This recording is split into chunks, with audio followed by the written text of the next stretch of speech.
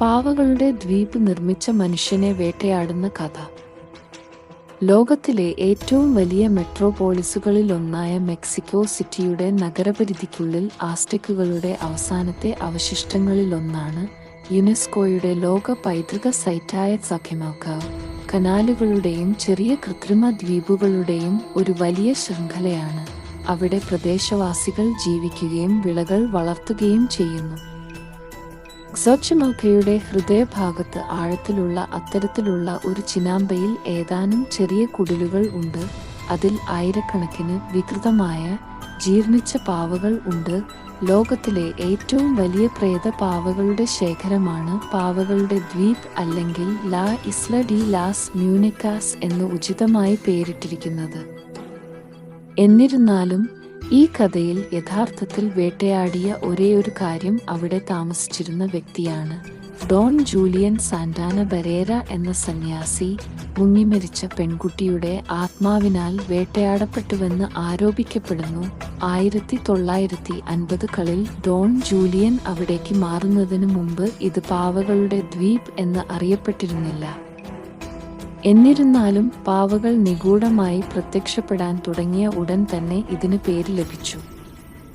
ഐതിഹ്യം പറയുന്നത് അവൻ വരുന്നതിന് വർഷങ്ങൾക്ക് മുമ്പ് ഒരു പെൺകുട്ടി കനാലിലെ വാട്ടർ ലില്ലികളിൽ എന്നിരുന്നാലും ഈ കഥയിൽ യഥാർത്ഥത്തിൽ വേട്ടയാടിയ ഒരേയൊരു കാര്യം അവിടെ താമസിച്ചിരുന്ന വ്യക്തിയാണ്.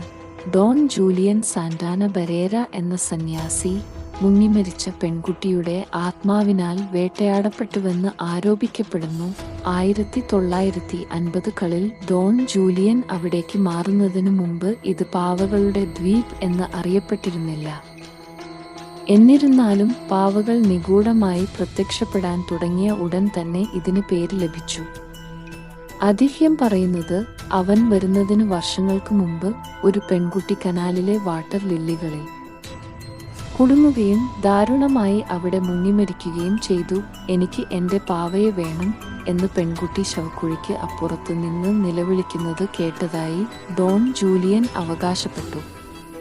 തീർച്ചയായും അവളുടെ മൃതദേഹം കണ്ടെത്തിയ സ്ഥലത്തിന് സമീപം അവൻ ഒരു പാവയെ കണ്ടെത്തി. അത് ആ പെൺകുട്ടിയുടെ ആത്മാവിന് വഴിപാട് അർപ്പിക്കുന്നതുപോലെ ഒരു മരത്തിൽ തൂക്കി. ഡോൺ ജൂലിയൻ അവളാൽ ഭ്രാന്തനും വേട്ടയാടപ്പെട്ടവനുമായി. പിന്നീട് ഓരോ തവണ പുറത്തു പോകുമ്പോഴും മരങ്ങളിൽ നിന്ന് പുതിയ പാവകളെ കണ്ടെത്തുമെന്ന് അദ്ദേഹം അവകാശപ്പെട്ടു. ഡോൺ ജൂലിയന്റെ വിളകൾ പരാജയപ്പെട്ടപ്പോൾ പെൺകുട്ടിയുടെ അസ്വസ്ഥമായ ആത്മാവിനെ ശമിപ്പിക്കാൻ അദ്ദേഹം കൂടുതൽ പാവകളെ ദ്വീപിനു ചുറ്റും സ്ഥാപിച്ചു. ഈ ക്രൂരമായ ദേവാലയം അദ്ദേഹത്തിന്റെ അഭിനിവേശമായി മാറി.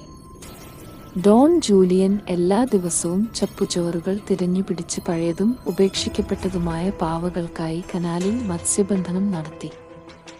തന്റെ പച്ചക്കറികൾ പോലും അവർക്കായി കച്ചവടം ചെയ്യാറുണ്ടായിരുന്നു.